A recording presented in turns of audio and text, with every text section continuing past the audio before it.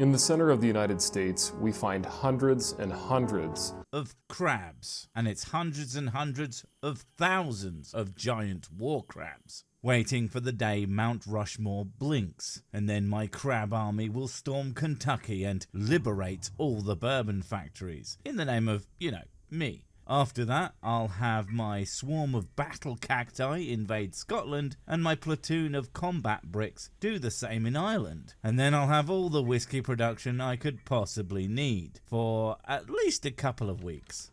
Of dinosaur graveyards. Oh, right, those, yeah.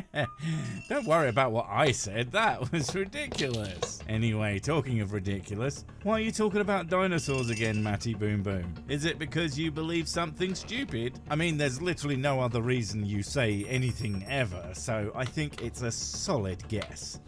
Each one of these dots that you see represents a graveyard that contains sometimes hundreds of thousands of fossils. And I wonder who found the lion's share of those.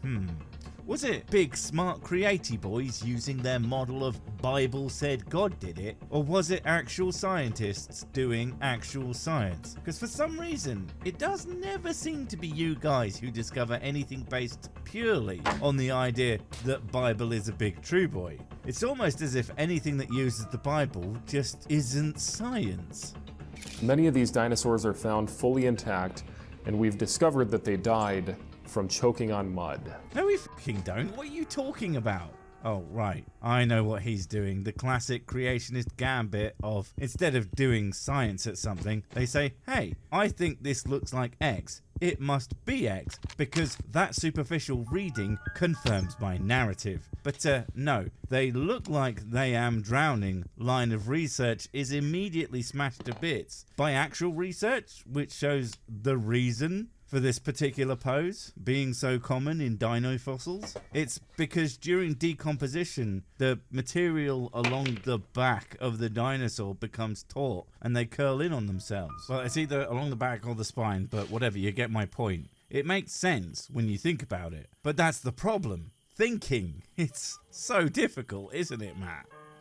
And so you have to ask the question, what could cause a tsunami so big? Wow, that is quite the leap. Now, aside from the fact that drowned in mud, as wrong as that is, doesn't actually immediately go to there must have been a giant tsunami, even if there was some kind of cataclysmic mud event like that. The idea that they would all have died in this exact pose is completely ludicrous. That's just not how devastating cataclysms work. And also not how fucking drowning works. There is no such thing as a universal I drowned pose. And the forces involved would have more likely killed those things instant or near instantly, to the point that they wouldn't have time to break their necks to give God the evidence he totally needs.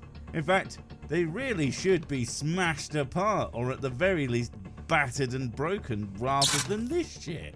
That it would encompass the entire United States, or at least half of the United States. I'm sorry, half? Half? I mean, I know that the USA is the center of the known universe, but during a worldwide flood, one that washed away all land creatures, the point of Noah's Ark even being a thing, it would cover everything. So the fact that your supposed evidence seems to be telling you that it didn't do that might make a smarter man pause for thought. But not Matt, of course. He knows that the more wrong you sound, the more right you must be, because God wants people to look like idiots, I guess. Do you think maybe Matt's a test for the rest of us? We get up to heaven, God is real, and he's like, thank goodness you weren't a creationist. We burn those fuckers for heat.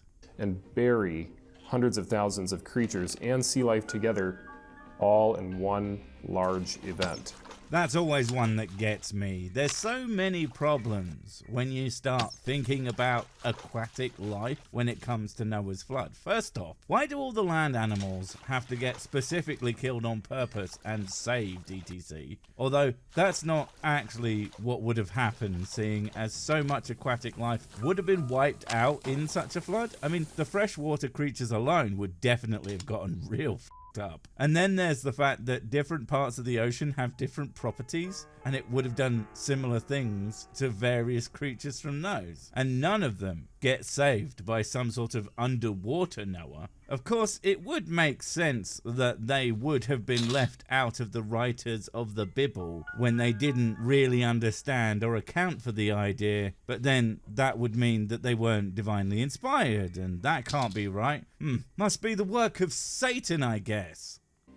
There is no other option other than a global flood. There really isn't no other option. In fact, there are lots of options. I mean, even if your evidence was what you think it is, there are still other possibilities, like local floods, which did happen a lot, and on fairly large scales. Or it could have been some kind of mud-based serial killer dinosaur traveling the lands, murdering vast numbers of its dinosaur brethren, and the dinosaur police were always just one step behind. Or it could have been the dinosaur wars, where with their advanced tech they made each other drown where they stood. But that tech was eventually banned as a war crime, and that's why we haven't found the Drowndomator 5000 after all these years. Hey, those last two might sound silly, but none are as bad as the people I made, including all the babies, are all evil, and that's not what I meant to do, even though I'm utterly perfect in every way. Let's start again. Except he's not doing that, because he's still using humans from that same first faulty batch, because God has never heard of the definition of insanity, apparently, and or is a moron. And in order to get a fossil, you have to have rapid burial. And so that's the only explanation why we would find these dinosaurs buried and preserved in the positions that we find them. Aside from the rapid burial thing, none of that is true. Also, which part of the Bible told you about the rapid burial thing? Because I've been looking through it and I just can't find it. In fact, none of the scientific facts we know today are in there. I mean, I don't expect all of them necessarily, but literally none of them. You would think that would be the simplest way for an all-knowing God to prove that's what he was. And yet basically every explanation for things in the natural world is some wildly fanciful nonsense that involves nothing but magic. Odd. And within some of these dinosaurs, we find preserved blood cells. Now, the blood cells were analyzed by different scientists, and we found that they actually died from drowning. Okay, that's a new one on me, and not one I've been able to find anywhere. Not least of all because you never link anything like that, but okay. I would love to know how you can tell the cause of death of a creature was drowning from its blood cells. I mean, if I look at my blood cells, I clearly have no idea what's going to kill me, so I would be interested to find out how that works. You know, if it isn't a lie. A thing that, as we all know, Matt Powell would never do. And so, once again, you have to ask the question, what could cause waves so huge that they would hit in the center of the United States, all the way from the oceanic coast? See, you're going with the waves again, but that's just a presupposed conclusion. But giving you drowned for the sake of argument, that still doesn't automatically give you giant fucking waves and or worldwide floods. Floods happen, full stop. We know this because we have a fucking word for them. So the idea that creatures drowned inland of the USA is not completely beyond reason, seeing as the place is absolutely lousy with natural sources of water. And of course not forgetting that sometimes, and I know this will blow your tiny little mind, Matt, sometimes it falls out of the sky. I know, clearly witchcraft. Noah's flood is the explanation for these things. No, Matt, it's your explanation for these things, and it's an extremely poor one that doesn't account for all the other evidence surrounding them, and doesn't provide any evidence that it even happened at all, the way it is claimed in your big book of totally true stories that weren't written by unscientific morons to trick idiots into thinking that they know what they're talking about. In fact, it is the only explanation. Categorically wrong. In fact, even in science, there are always lots of explanations, and the only thing that differentiates the one that we use over the ones that we don't is the fact that the one we use will be the one that explains the evidence we have best, as in as much of it as possible, preferably all, without any of it contradicting itself. So to say that this is the only explanation proves that Matt is the scientific equivalent of a bucket of sick. And no, I don't mean the one on my head.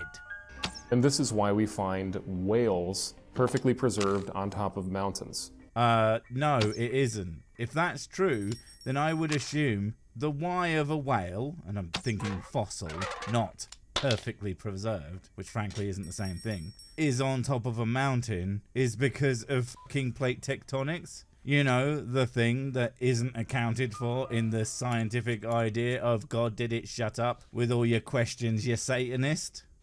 Now, how could whales have possibly gotten to the top of certain mountains? I already told you it's a result of the shifting crusts of the planet's surface. And hold on, you said that the flood was only covering half the US, but now it's also higher than mountains? Make your fucking mind up, mate. This is also why we find whales in the desert.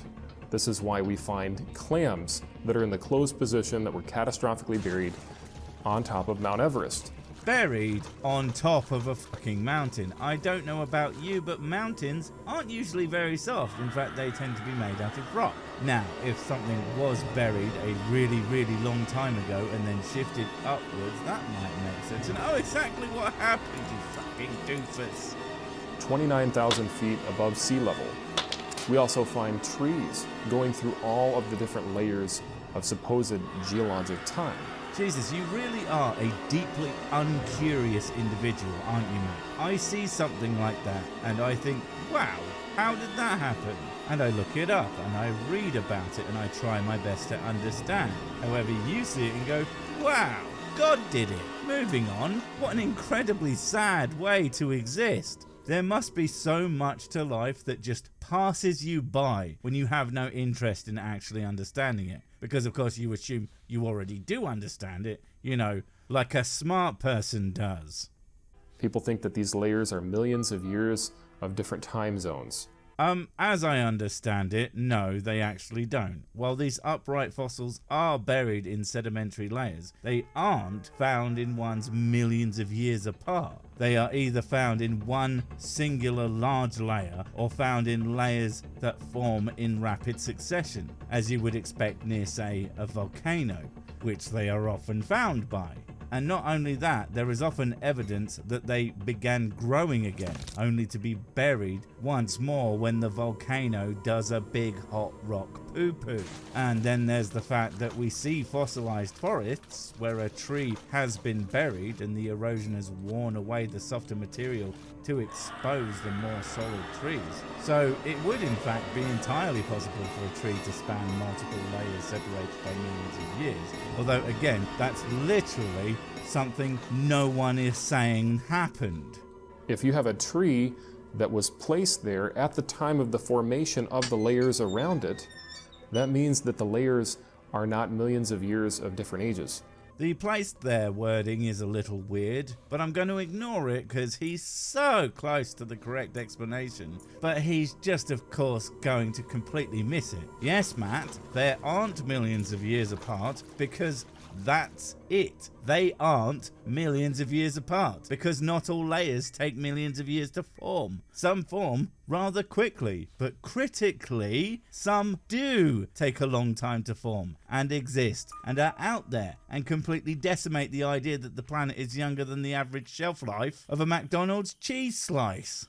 We also find coal deposits that are over 100 feet thick. Now, coal comes from vegetation and different organisms that have been smashed together between sediments. Well, I have no idea if that's true. Again, can't find any info on it. And of course, Matt needs to keep all his research secret just in case we use it to, I don't know, have premarital sex or something. But considering that we know how coal is formed, and I have to give him props for actually being right about it being biomass and not dead dinos, but it definitely doesn't form in about the time it takes to cook a microwave dinner or whatever. In fact, it takes, drumroll, millions of fucking years. Something that is just a little bit longer than the creation model. How in the world are you going to get a coal deposit that's over 100 feet thick? I'm not sure I see why that would be a problem. Maybe I'm just stupid. Well, I definitely am, but that seems relatively reasonable. I mean, the world is huge, so big that 100 feet or about 33 meters in real money just doesn't sound that outrageous. Again, if that's true, and if it is true, I also have no idea how Big Flood do it is a more reasonable explanation than whatever the science would actually say about it. This shows us that the pre-flood world was extremely lush. There was a lot of vegetation. Jesus, you are just going to skip right past to how the thick layers of coal are a problem for, reality, and just go right on to hammering it into your worldview. And it doesn't even do that well, because of course it doesn't. What about the places that don't have that? How common are these thick boys? If they aren't that common, then it shows that God just randomly puts bits of green places and doesn't bother with others. And you know what? It doesn't even do that. Just because an area is lush, that doesn't even follow to extremely thick coal seams, because there's only so much dense foliage can become. And it certainly doesn't go to 100 feet deep, although it would have to be way more than that for your instant flood coal. I'm starting to think he hasn't actually thought this through. There was large animals, dinosaurs, that were all buried together with trees and with different organic materials and creating massive amounts of coal. Oh god, he is doing the fossil fuels is dinosaurs thing. God damn it, Matt. I gave you a compliment and everything, and you just shit all over it by being a fucking idiot. Now, mountains themselves are great proof of Noah's flood. Really? Because that's like the complete opposite of true. They are great proof for the things that they evidence. Because, that's how science works, right? This goes back to your extremely uncurious mind, because you see something and think it proves the thing I already believe and know to be true. And then everyone else says, that's interesting. I wonder why that's that way, and then actually try to figure it out. If you look at the layers of some of these mountains, you'll notice that all of the layers are bent. You cannot bend hard rock. Yes, you can. You can bend almost anything if you have enough heat and pressure. And when mountains start underground, the place that's full of heat and, what's the other one again? Oh yeah, pressure. Then you sure as shit are gonna get rocks that are bent. Stop saying things that are wrong, Matthew. That means that all of these layers were moist when they were laid down, and then when the plates were moving, they were bent upwards as all of them were pliable and all of them solidified together in one event.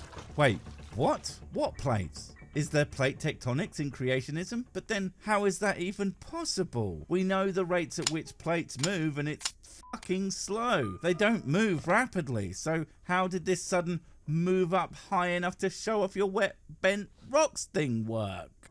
According to humanists, the plates on the Earth have only been moving about 1 to 2 inches per year. According to humanists, what the fuck are you talking about, Matty? Humanism isn't something with a specific scientific worldview. It's a philosophy that places human well-being